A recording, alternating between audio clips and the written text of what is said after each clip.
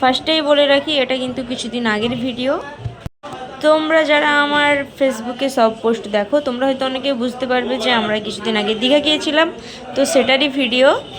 তো চলো সবাইকে শুভ সকাল।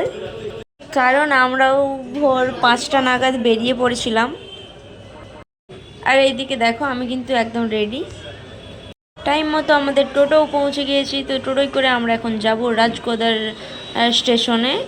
আর এইদিকে দেখো মাইয়াটার মনে সেই খুশি। আর হ্যাঁ, তোমরা হয়তো অনেকেই ভাববে এমন করছে যেন বাপের জন্মে দীঘা যায়নি। আরে ভাই না, সেরকম কিছুই না। এখানে মেন কারণ হলো বান্ধবীদের সাথে যাওয়ার মজাটাই আলাদা। আর এদিকে দেখো বকতে বকতে আমাদের ট্রেনটাও কিন্তু ছেড়ে দিল।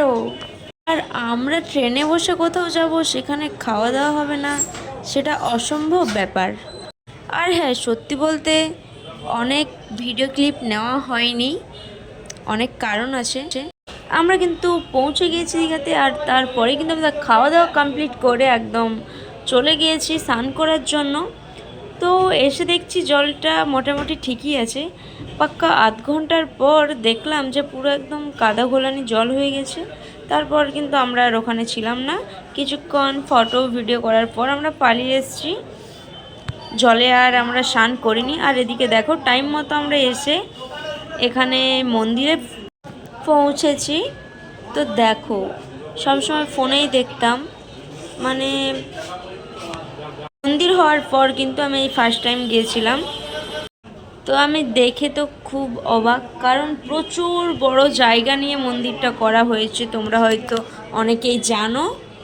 আর আমাদের হাতেও কিন্তু খুব কম টাইম ছিল, তাই জন্য ঝটপট করে আমরা কিছু ফটো ভিডিও নিয়েই চলে এসেছি, কারণ আমাদের আবার বাড়ি ফিরতে হবে।